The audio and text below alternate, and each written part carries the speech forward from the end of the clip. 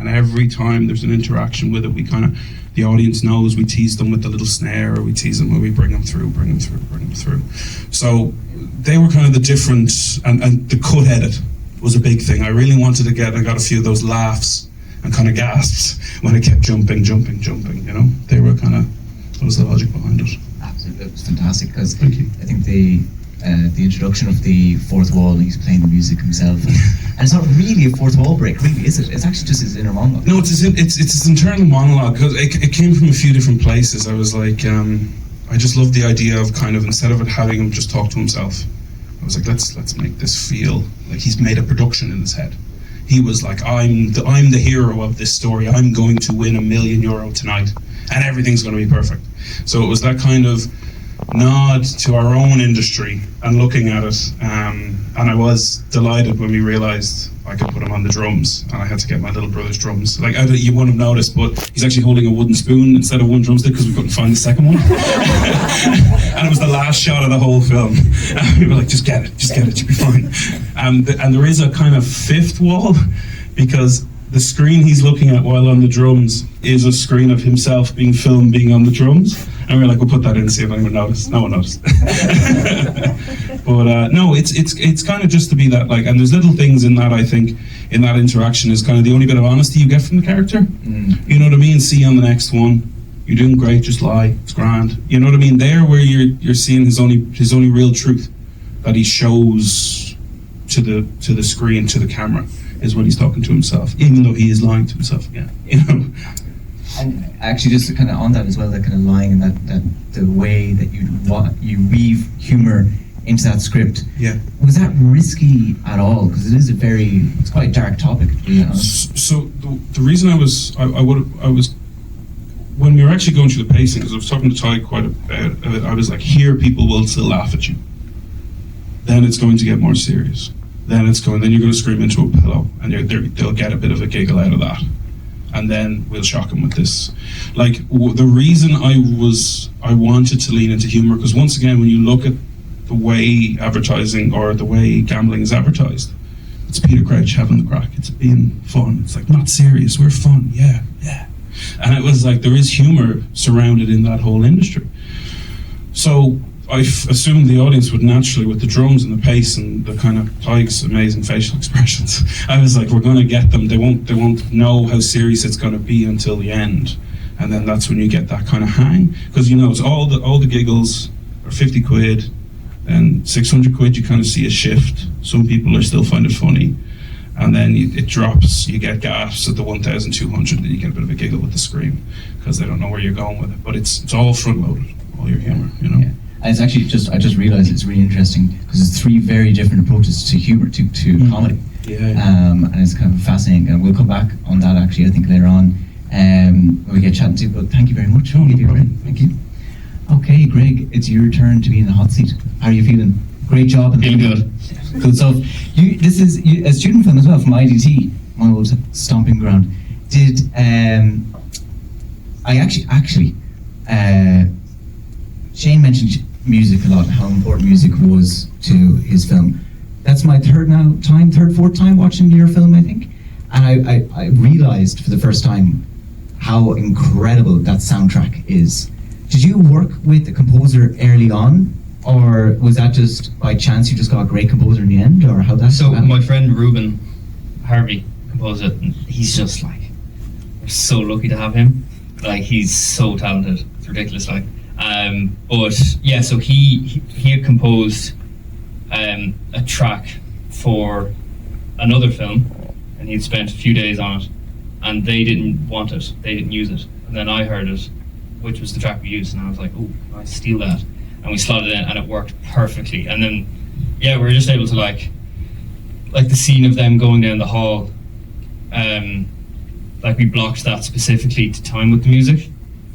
And then I was sitting beside him as well as he was scoring the scene in the gallery, and how he was like lining up every beat and like preceding each line. Each line would have a shift in emotion and direction, and he was preceding that with a specific note that felt like that, and it was just like it was like 3 a.m, but it was like electrifying just sitting beside him doing that, and then he'd like resolve it at the end and then come in with that big, and it was so much fun just seeing him do that.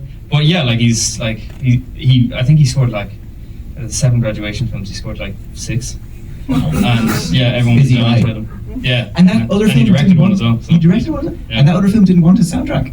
No, Their loss. Yeah. So it was a bit of both. Then it was a bit of luck and a bit of just hard graft getting that in there. Yeah.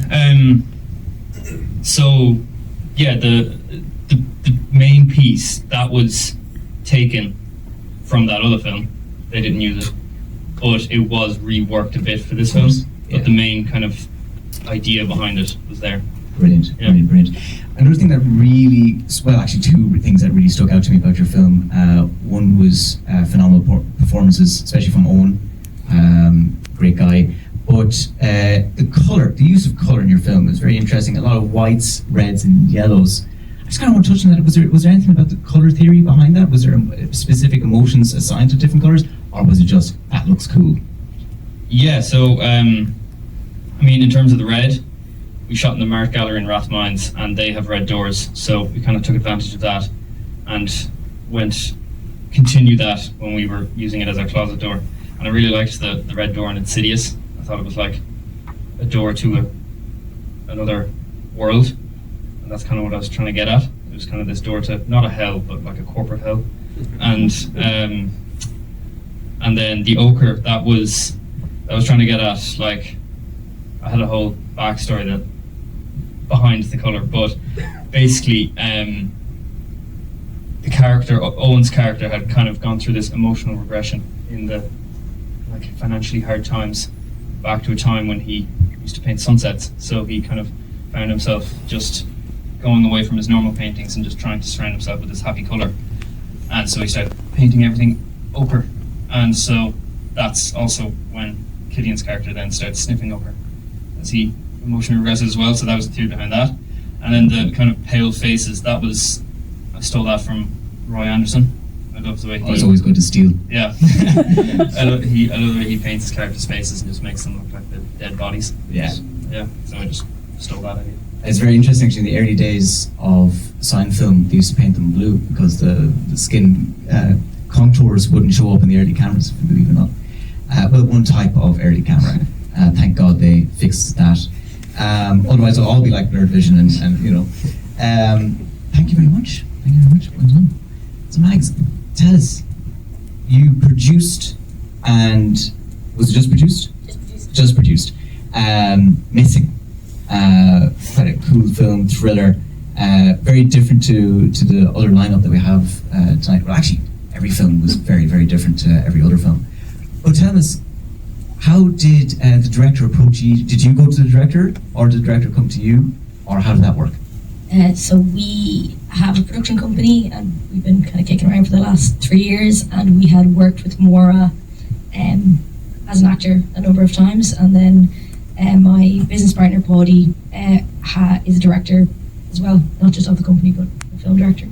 And there was a kind of collective a couple of years ago in Dublin whereby actors and directors would come together and just kind of spitball ideas for the duration of the evening. So we knew Maura kind of initially through that, so we knew her as an actor, and we'd worked with her a number of times as an actor, so I guess she felt that she could come to us with this idea, and kind of, as I said, she came to us with the idea. Again, there was a bit of tension with her vision and the director that she had attached, and I guess like anybody who's writing their first film, or it's their first, they're insecure about their right to own it and to make certain choices and decisions, and we saw the pitch deck from that director, who again we work with and know, I would have produced a few of her films as well. So it was kind of a conversation where we said, well, look, Maura, if you want to go for this, and if you want to actually give it a go, and if directing is something that you're interested in, because again, not everyone wants that path, and she did. She said eventually she would want that path, and we said, well, eventually can start tomorrow, really. And we started pitching it to different funders. So actually, that was the third county council we pitched to, and the feedback from the others, we kept getting into interview, we kept getting to shortlist, and there was always something at the end. And a lot of the reason that we weren't getting it was because she was a first-time director, and the argument was, how could we back her? And I said, well, you're county council money, so you should you should be backing first-time directors. So our argument was, well, we're trying to test it. Like, so we've I think at this point probably produced a film in every one of the county councils. We've got Screen Ireland, and what I said was, if you give us the money, we will get the best team. We'll get a really, really good team. And I think you can see and hear that we got a great team just on the composition and sound design. So we had Rob Flynn, who was freelance and is now in-house in one of the big post-production houses, and we had Michael Fleming on composition. And very early on, in terms of Maura's vision for the film, she knew what the soundtrack was. She knew things that are not coming with a writer and a script, but they were coming with what a director envisages for that. So I guess for us, a little bit of the mentality around shifting the dynamics in terms of film and who has access and who has a right to speak and all of that is, I know it sounds like a simple thing, but like the right to fail. So it was like, you come with a big idea, this could be a disaster. So how do you make sure it's a learning experience? And it's obviously far beyond a learning experience. Maura's now, we have a TV show that we're pitching with her. We have another short film. We've gone into Storyland with her. And I guess from the perspective of, as a production company, we want people who have good stories. We want people who have interesting stories. And for us, going through the process of making a short film is a way to test out, is this a relationship? Because if you're going to work with somebody, you're committing to 2-3 years in that person's life. You want to like them, but you also want to respect them and their vision. So I guess that was the path to it getting made. Yeah, absolutely. I mean, there's a great conversation there around democratization of filmmaking and how do you get funding to the right people and give the right people the right chance, because there's only so many spots, isn't there? Very cool, very interesting. I mean, you've already said a lot there that I'm trying to think, is there another question I can ask you that you haven't already covered? Yeah. I was like, yeah, that's great. Okay, I'm going to move on. No. Yes, the set design, especially when we get into that other house, is beautiful. Who did your set design? So the set design is a woman called Eben Onodero. So she's Irish-Nigerian, and we met Eben 2 years previously. So we were shooting an Irish language film in the Burn in Clare in November with a heavily pregnant director who already had a toddler, and our production designer pulled out 2 weeks beforehand. And again, as has come up already, filmmaking is just problem solving. And somebody recommended this young woman, Eben. We met her and her partner, Dylan Murphy. So they tend to work as a team, which is great. And it's like they came on, they had very little prep time, and they did an unbelievable job. So again, we're in Clare in the Burn. The director is local. It was a great line from her father, who's a farmer, who saw everybody as taking the absolute piss except the production design team. He was like, they're working their asses off. And pretty much from that experience, that short film's called Rawa, we literally said to Eben and Dylan, you're our people, like whatever you want to do, we will back you. So when Maura came with it, we were obviously saying to her we can meet a lot of different production designers, and she had people that she would like to work with, and we introduced her to Eben, because I guess a film like that, it what can seem simple ends up being quite difficult, because it's one thing to create a whole new world because you can start from scratch. It's another thing to use a very basic world. So one of the biggest things for us was actually locations, because we needed to find, the way the script was written was like we needed to find a house that literally looked directly into another house. And obviously you could cheat that, but we knew if we cheated it would look cheap. So it was like we needed to create all of those things. And so you built a house. So we built a house with the money from Athlone County Council. So we were very lucky to find those two houses, and then start negotiations. But I guess the colour palette, that kind of like grey, kind of like coming out of the Celtic tiger. We were also, just a note on, we were very conscious of not making the husband and father a bad partner, like a little overworked, a little unaware, but not a bad partner.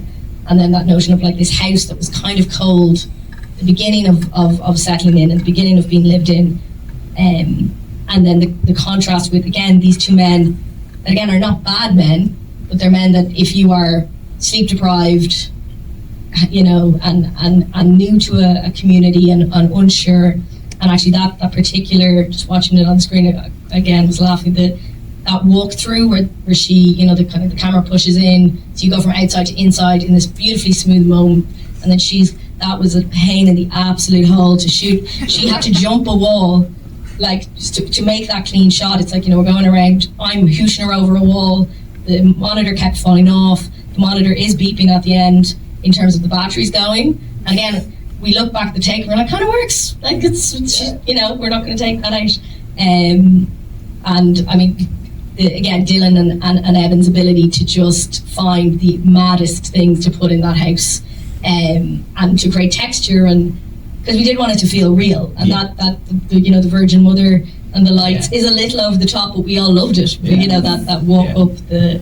But you still find a Virgin Mother in every house, you know? Absolutely, yeah. And the pheasant. Oh well, actually, maybe not the pheasant. But no, thank you very much. That's fantastic. In a moment, I'm going to open up to the audience. So if anyone has any questions, start thinking of them. It takes about a minute and a half to come up with a question, so I'm going to give you the time. Think about that now. Tig is actually a local man as well, isn't that right, Shane? Tig is from Offaly man. Offaly man. Oh, not local at all. Do you have your visa in order? Do you? I hope you do. Oh, good stuff. Oh, you'll find that. That's bad. And I suppose two big. And if you're missing your main actor, just use a different actor. Apparently, it doesn't matter. Any other thoughts? Don't show his face. Just don't show his face. Yeah, that's right. What am I asking? Any other final thoughts, Craig? Greg, Jane, guys? Any thoughts before we go to the crowd? Any nuggets of knowledge? I know you have a nugget of knowledge. Well, I just because it seemed to resonate with a few people, just the thing of, say with more, like, you can go and pitch your project and people are going to say no. Someone else might say, just if you think you've got a good idea, you know, keep going, and it's already been said, you know, you can make something with no money, which I would often say is easier than making it with some money, because at least with no money, it's what you got. So yeah, I think just somebody saying no is not always a no. There is the potential to go to somebody else, I think. And actually, as the man behind the Born Supremacy said, when they moved up to bigger budgets, they actually started doing less, because in the lower budgets, they couldn't afford the people that told them they couldn't do stuff in the lower budgets. So that's why sometimes it's actually advantageous. There's a lot more freedom in no money. A lot more freedom. Yeah, absolutely. Okay, guys, anyone in the crowd that would like to jump up with a question? I can see some voices, see some tentative hands. No. We're going to wait here. Oh, okay, thank you very much. Go ahead. It's not really a question, it's just, I guess, two observations that I liked. So, one was from the film The Blurry. I found it hilarious now when you explained why you use mockumentary as a genre, but when I saw in a couple of scenes, I saw like hanging dead cats in the scenes, and that just pushed all my nerve buttons, because I just, I couldn't stand the dead cat in the scene, but now I understand why that might be the, you know, that was totally deliberate. and then I also loved how you said use a spoon for the, like, your creativity reminded me of, maybe you know them Irish lads, Foil Arms and Hug. Oh, yeah. They're YouTubers. Your approach and your sense of humour really reminded me of those guys. That's a great compliment. Thank you. I really love them. So for me, Yeah. you're the hero now. Thank you. Thank you very much. Guys, any other questions? Yeah?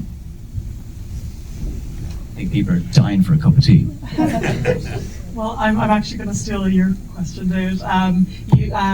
You alluded to kind of that there are three comedies in this, and you all approach it so differently. So, yeah, a comedy as a genre is such a difficult thing to get right, and you know, putting in tropes and subverting them. So, I was wondering how he addressed kind of comedic writing and making a comedy.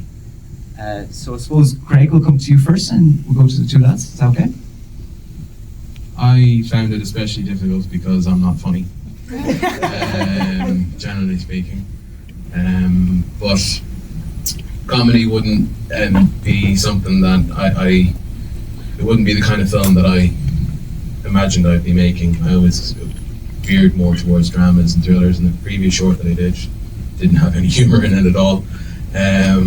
So I suppose how I approached it was just steal from the best. I mean, stylistically, the way I wanted to shoot and edit the film was kind of an Edgar Wright kind of, Shaun of the Dead, Hot Fuzz kind of way, the quick cuts, and there's a few visual gags. Obviously, it's implied that he's wearing his girlfriend's clothes. His boxers have love hearts on them. He wears her slippers and the red velvet dressing gown. All very romantic clothing.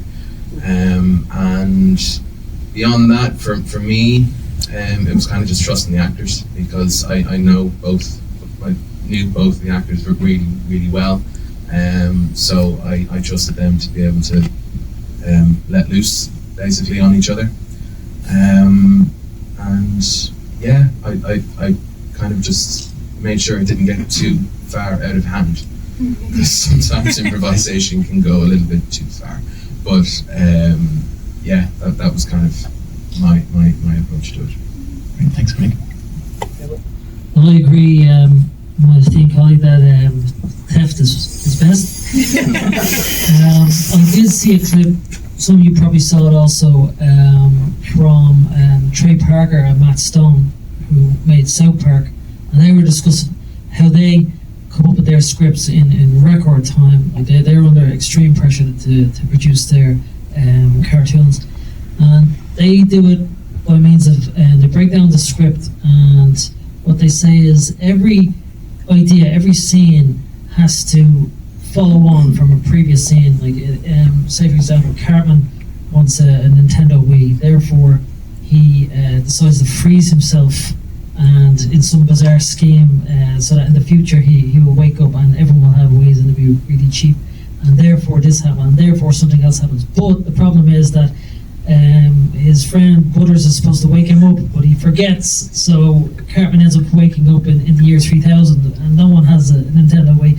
So the idea is just to keep that momentum going, and don't worry about too much about exposition or anything like that. Like if you get into exposition, it kind of loses its momentum. So if we just focus on starting off an idea, and therefore this happens, and therefore this happens, but then that happens, and therefore that happens, but, and then this happens, and that's their idea of comedy, and it works for them. So that's what I stole. Yeah, for me, I guess coming from advertising, I'm used to having 20 or 30 seconds. And it's an industry over the last 2 decades that got less and less funny. So you're fighting to try and put humour into ads. It's coming up now. Again, there was a lot of motion there for about 10 years, thanks to John Lewis. But I find from 8 minutes is a long time, hence why we use the edit so abruptly to do a lot of the humour for us in the actual, with the comedic beats. I think what is important sometimes with comedy is to give your audience an awful lot of respect. You know what I mean? I don't like to kind of necessarily force the joke down their throat. I think they can get there, or maybe they don't find it funny. Well, that's okay. I think silence is golden. I think kind of you hang yourself on your silence, and I think you see what's funny, see if you can get something visual, see if you can maybe go ludicrous, maybe not. Just give it breath. I like to give it breath, because something in the space of 10 seconds, something can go from being funny to sad, or sad to funny, just if you hold the camera. And I think, I don't know. It's just, for me, it's kind of, it's situational. It's just you're writing. You're just trying to figure out the story, and then in that, you find where you want to bring the audience. Be that using humor. It doesn't have to be necessarily so defined. You know what I mean? In the course of a day, you can be sad, you can be happy, you can be whatever. I think an audience is the same, and a film should be the same. And just one note: blurry is beauty is the funniest thing I've ever seen. I want that poster. I literally, when I saw that, I was like, that's genius. So I hope that answers. Thank you very much, guys. I think a third moral that we could probably take from this evening is to steal. So if any budding writers out there, just we've got a question. I didn't even ask. Okay. First, I just want to thank you for a wonderful evening's entertainment. But my question is, as young filmmakers, and you've already made movies, so for students who are coming out or young filmmakers who haven't got there yet, where would you advise them to go for funding? What are the options? What's your experience? You know, I know some of you had no funding and some of you had, and I heard County Council mention, but I'm just wondering what other options are there for young filmmakers to get funding? Who wants to take that question first? I'll start. I'd say we all have an opinion on this. For me, yeah, that's no funding. Like, we've done funding now. As I said, we're more advertising, so we've only moved into shorts in the last 2 years. So we applied for funding, but we don't like waiting around. So we ask for favors, freedom and favors. That's kind of what you do when you have no money. But we're going through that process now. There is a good bit of funding out there. You know what I mean? You just got to look for it. I think pretty much most counties have at least one thing going every year, you know, and even ones that don't, I seem to see them popping up more and more. I think if you're starting though, waiting would be tough for funding. You know what I mean? There's a lot you can do now without funding, in my opinion, just to get going. You know, because once you have something captured and you have something edited and something shown and an audience has seen, it's, as you kind of talked about with first-time directors, it's easier to get to the next step if you just go for it. Because sometimes I think we can be afraid of moving without someone backing us financially, but it's tough. But I think films can be made now quite neatly. But then there is a step up that is needed for funding. But my first recommendation would be grab a camera, I don't care what camera it is, and go film something. Write something, film it there. You know, that would be the recommendation. So, anyone else want to take that question, guys? I guess just from like a production company perspective, like if there was young filmmakers that wanted to access funding, a lot of those fundings are attached to, you have to have a production company, and the reason for that is insurance and that are the two reasons. I mean, there's also, you know, you come with supports, but yeah, I think it depends on so many things. It depends on, is this filmmaker somebody who has gone to film school, i.e. do they have access to people who have skill sets? Do they have access to equipment? So, you know, yeah, we would be a production company that make films ideally when we have funding, because we want to pay people. But we also will, off a Friday, go, we have a script, send it out to a few people, go, hi, are you available? We have absolutely no money. We will pay you, we will insure you, but we got no money. And that's still going to cost us something. That will still cost you. Like, there is no free, there is no film that costs nothing, because you still have to feed people, you still have to insure people. But Favours makes the short film, like, so we had €10,000, which is more than a lot of people get, but with that €10,000, you are then kind of beholden to paying certain things in terms of your post, in terms of your grade, in terms of your again, more money, more problems in some situations. But everybody that worked on that film worked well below their day rate. So, like myself, the director, and the DOP did not take a fee. So there's no fee taken out of that. But the camera needs to get paid for, the locations need to get paid for. But I would say every single person that turned up to shoot, and every person who did post on that did not take anywhere near there. And the reason they do that is because they saw value in what they're doing. So I think you have to also decide, yeah, at this stage in your career, do you need to get paid or do you need to make something?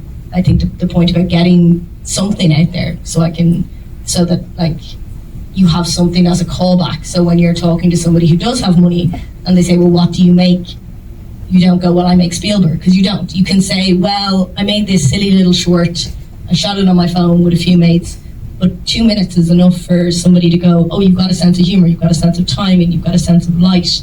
It was interesting, like the first thing I said to you was like the color and the sound on your film, which was exactly, those things will resonate with people. So I think it's, like, what do you want out of the film that you're going to make, and then kind of work backwards. So you might need the 10,000, you might need the 60,000, or you might go, I need a weekend and some favors, and some, soup or something. Soup and sandwiches, that's what it all comes down to. Greg, do you want to address that question?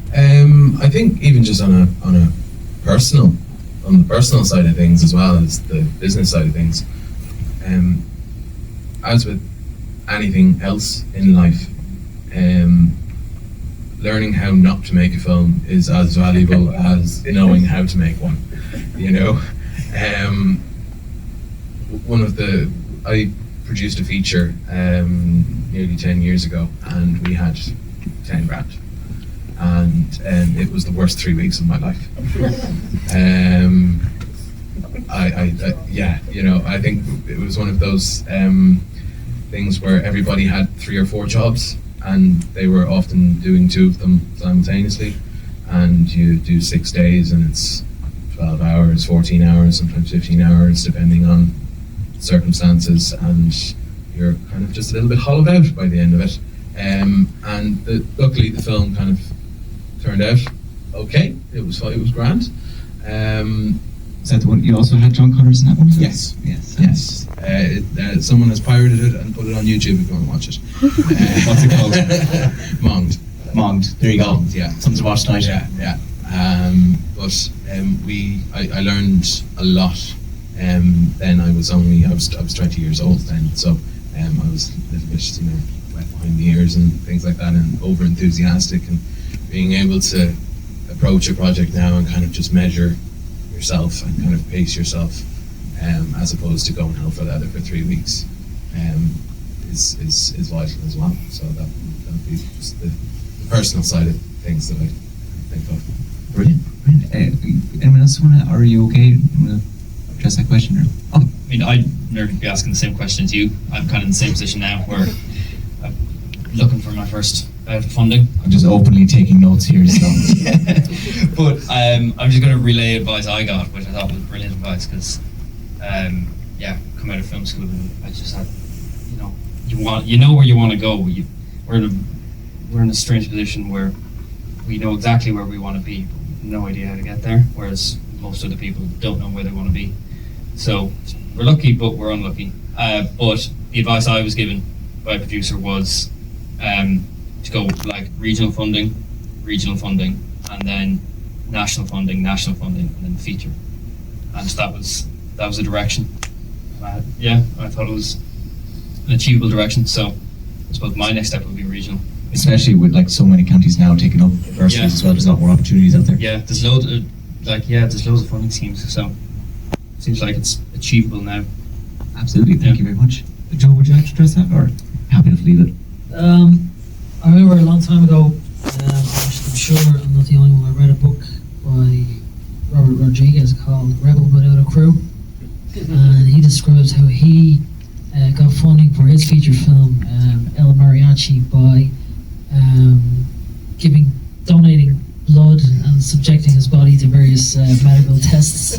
But he came out with just enough money to make El Mariachi. He had no crew, as the title of the book goes. So you really have to push yourself, and if you want to get funding. Like, I'm not saying that you should donate body parts, but I mean, but there are ways. Now, I know we discussed theft, but I'm not saying you should steal the money. But there are ways. So you do have to be, in a sense, a hustler, and don't be shy about. If you really want to get this thing made, I mean, you have to approach people, and the worst thing they can say is no.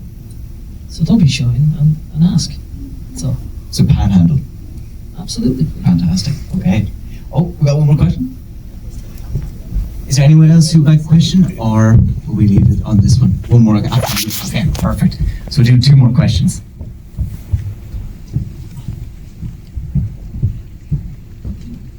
Just as director of the RTE All-Ireland Drama Festival, I'd like to say a big thank you to each and every single one of you for being here.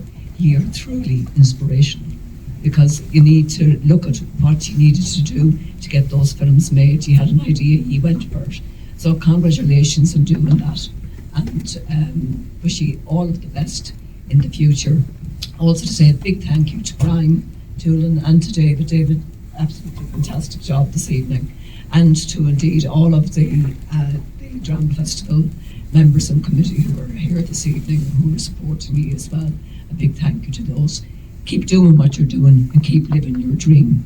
And you never know when we'll be seeing you again on the big screen. So well done, each and every one of you.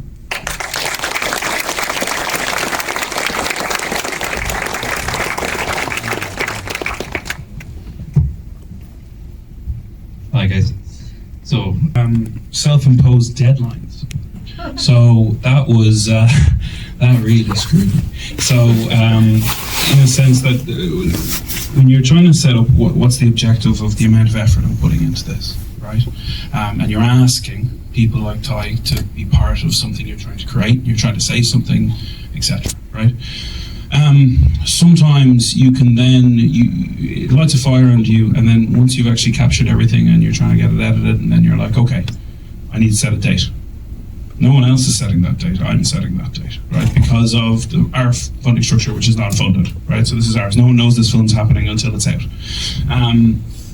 That really kicked us in the ass on this film. Whereas our first short film, we just made it, and then we figured out where it goes after that, right? This one, we had also obviously experienced that, and we were like, okay, let's have a strategy, once we're finished. And that then puts, well, I know I found myself, like what I learned a lot from this was then that unnecessary pressure then impacting creativity. So I ended up with different drafts, and then when you're asking favors, you're going back to an editor and be like, maybe I sat with you for 24 hours. I was like, I thought about it, let's change it. You're asking a lot of other people. And I think it kind of goes back to that point I said about comedy. It's even for yourself creatively, it's making sure you're giving yourself, when possible, time to just process what you're doing, making sure you're still bringing your vision to life without setting some ridiculous expectation as to, well, it has to be here by June 18th, or it has to be here for this, or it has to be here for that. Because at the end of the day, if the deadline impacts you to the extent that no one's ever going to see the bloody thing, it's pointless then. You know what I mean? And I think that was a big learning for us on this film, was to make sure that we put in the right amount of effort. We had to kind of sit down in post-production and go, okay, let's just chill out here and let's just remove this false deadline, because the amount of effort that other people put in your film is as important for them to have the film be seen. Sometimes we can be very, your ownership as a writer-director can be like, this is my film, but it's not. Loads of people are involved, and therefore it's as important for them for it to be seen. So sometimes you got to check yourself and go, what makes this the best film possible? That could be an additional 2 months waiting for a certain grader because they're working on something else, and you want that grade, and you're like, that's okay. That was the big thing I took from it anyway. Brilliant. And anyone else want to address that question? I might just follow. Yeah, sure, yeah. Just kind of because it keeps coming up with that thing of like, so you didn't have a funder. No, exactly. So it's very different. So you have, but so that's a smart approach to it.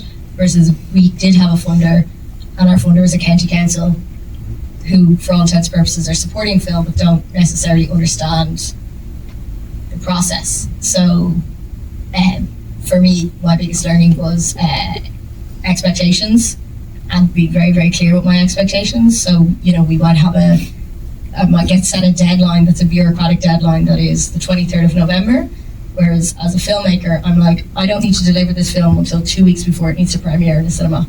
So for me, why would I rush any element? It's something I think that often happens if you're getting money from a source that doesn't understand the process of filmmaking. They think, well, once you've written it and you've shot it, you're 90% of the way there, but you're absolutely not, because your edit, those things like, you make your film 3 times, you write it, you shoot it, and then you edit it.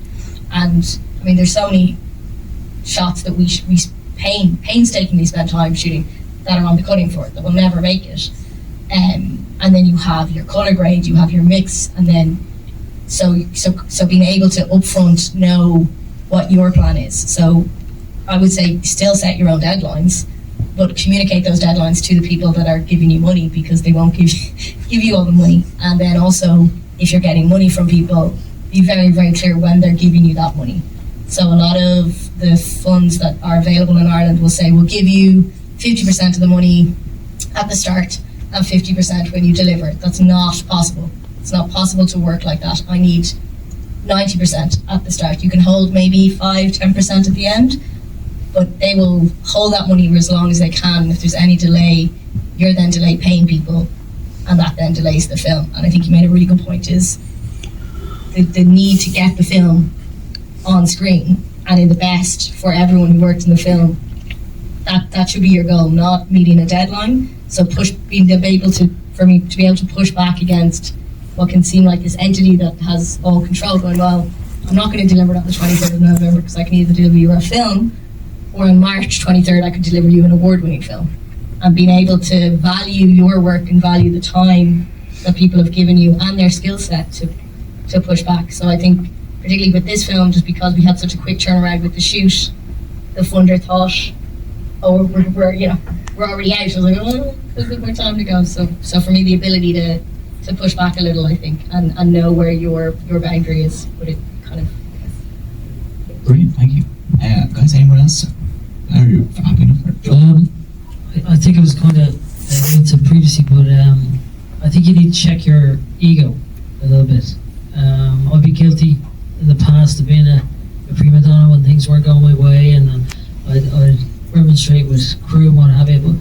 But when you're at my level, at least you're relying on these guys. A lot of them are doing you favours, or at least doing it for a very low price. So you really have to remember that it's a team sport, and obviously there's a guiding light and what have you.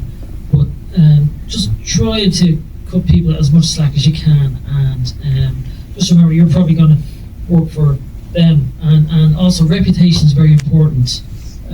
It's an old saying, but it takes years to make, but only a minute to break, and so really just try and be nice to people basically, and because you are going to be relying on them going forward. That's all.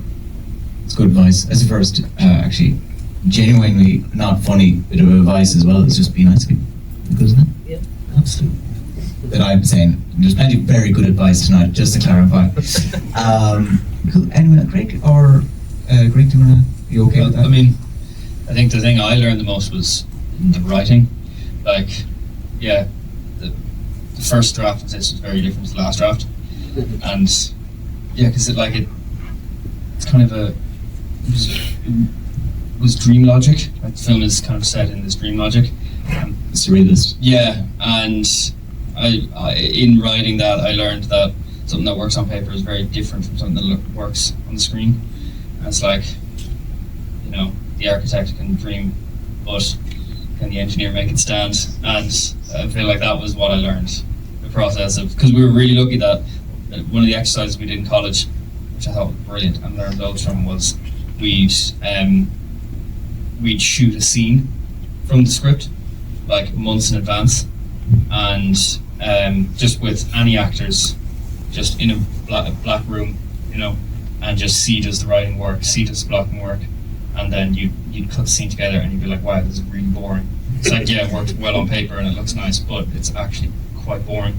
And learned a lot from that, just the difference between how something will work on paper versus how something will work on screen. Yeah. Brilliant. Greg, anything to add there? You have no? Fed crew is a happy crew.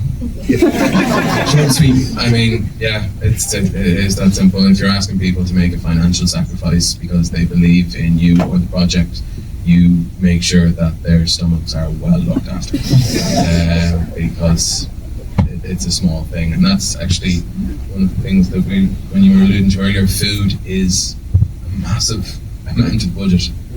It's nearly half of it sometimes. It's crazy, but there's a reason for that. So Brilliant. Yeah.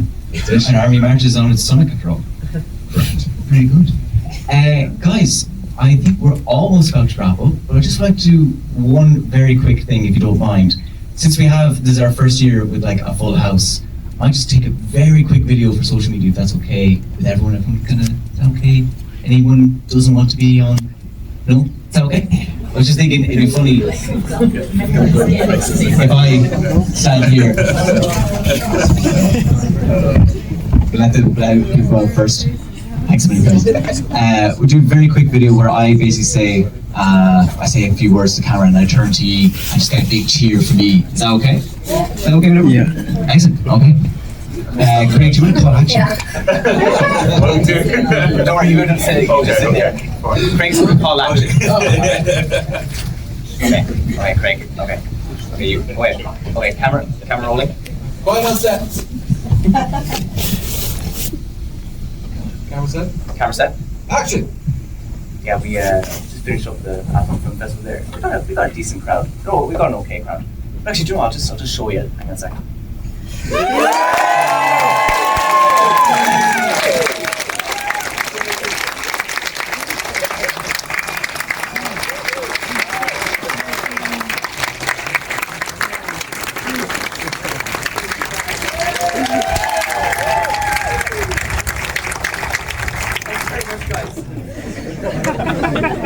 Fun. Thank you very much, guys. Have tea.